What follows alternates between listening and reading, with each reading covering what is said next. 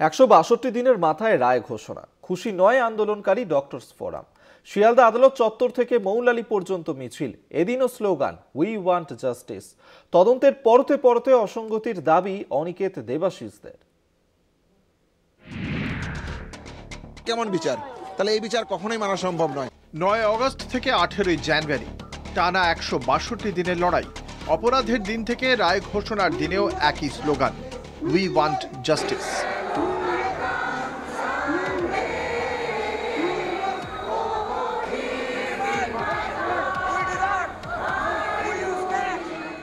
আরজি করের চিকিৎসক খুনে বিচার চাওয়ার এই স্লোগানেই রক্ত গরম হয়েছিল শহরের। পড়ুয়া চিকিৎসকেরা সহপাঠীর ধর্ষণ খুনের বিচার চাইতে নেমেছিল রাস্তায়। তারপর রাজপথ, স্বাস্থ্য ভবন, ধর্মতলায় কেটেছে রাতের পর রাত।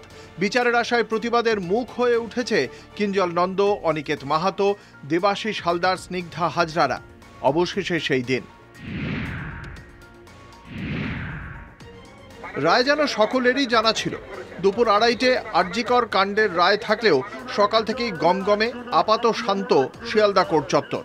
বাংলা পক্ষ, ছোট বড় সংগঠনের পাশাপাশি ছিলেন সাধারণ মানুষও। অপেক্ষায় ছিল আন্দোলনকারী জুনিয়র ডক্টরস ফ্রন্টের সদস্যরাও। যেন আনুষ্ঠানিকভাবে রায় শোনার অপেক্ষা। রায় জানার সঙ্গে সঙ্গেই ক্ষোভে ফেটে পড়েন অনিকেত, দেবাশিসরা। বিচারের নামে প্রহসন ছাড়া কিছু বলা যায় না। যে সঞ্জয় রায়কে দোষী সাব্যস্ত করা হয়েছে তার বিরুদ্ধে বায়োলজিক্যাল এভিডেন্স রয়েছে, হ্যাঁ, তাকে শাস্তি দেওয়া হোক। কিন্তু আর কারা, আর কে? সঞ্জয় রায় ছাড়া আর কারা? আমরা শুরুর দিন থেকে বলেছি এই ঘটনায় একাধিক ব্যক্তি জড়িত থাকার সম্ভাবনা। রায়দানের পর এদিনও একাধিক প্রশ্নের সরব প্রতিবাদী চিকিৎসকরা। প্রথম থেকেই আন্দোলনকারী ডাক্তাররা সিবিআই এর তদন্ত প্রক্রিয়া নিয়ে সন্দেহ প্রকাশ করছিলেন। ঘটনার সঙ্গে একাধিক ব্যক্তির যুক্ত থাকার দাবিও করে আসছিলেন আন্দোলনকারীরা। সন্দীপ ঘোষ, অভিজিৎ মণ্ডলের বিরুদ্ধে সাপ্লিমেন্টারি চার্জশিট এখনও কেন দেওয়া হচ্ছে না? ফরেন্সিক রিপোর্টে পরিষ্কার সঞ্জয় রায় ছাড়াও আরও অনেকে এর সঙ্গে যুক্ত। কেন তাদেরকে আড়াল করার চেষ্টা হচ্ছে?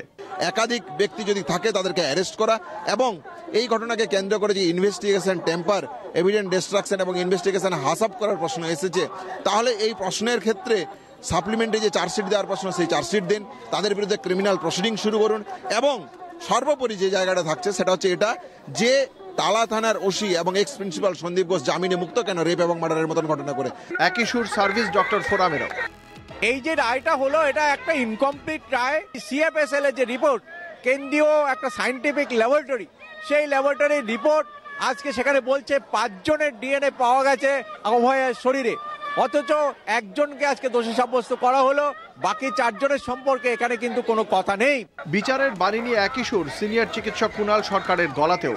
যে খবরাখবরগুলো ছড়িয়ে ছিটিয়ে চারিদিকে লিকড হচ্ছে, তাতে হয়তো একটা ভবিষ্যতের জন্য একটা প্রশ্ন থাকবে যে আমাদের শিয়ালদা কোর্টের বিচারকের এই যে সিদ্ধান্ত এবং যে সাজাটা, এই সিদ্ধান্ত এবং সাজাটা তিনি বজায় রাখতে পারবেন কিনা, সেটা নিয়ে ভবিষ্যতের দিকে একটা প্রশ্ন থাকবে। ধর্ষক খুনের সাজাকে সাজানো বলে কটাক্ষ কংগ্রেসের চিকিৎসক নেতা তাপস ফ্রান্সিস বিশ্বাসের। It's a travesty of justice. এই কারণে বলবো যে হ্যাঁ, সঞ্জয় রায় হতেই পারে, he might be the culprit, কিন্তু আরও অনেকেই ছিল এবং তাদেরকে সিবিআই, এখনও জানি না কবে ইনভেস্টিগেশন শেষ হবে সিবিআই তাদেরকেও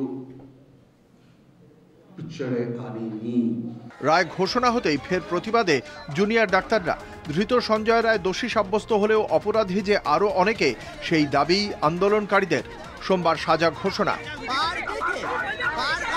আপাতত সেদিকেই তাকিয়ে গোটা দেশ। শাশ্বতী রায় ও সত্যসুন্দর ভট্টাচার্যের রিপোর্ট, কলকাতা টিভি।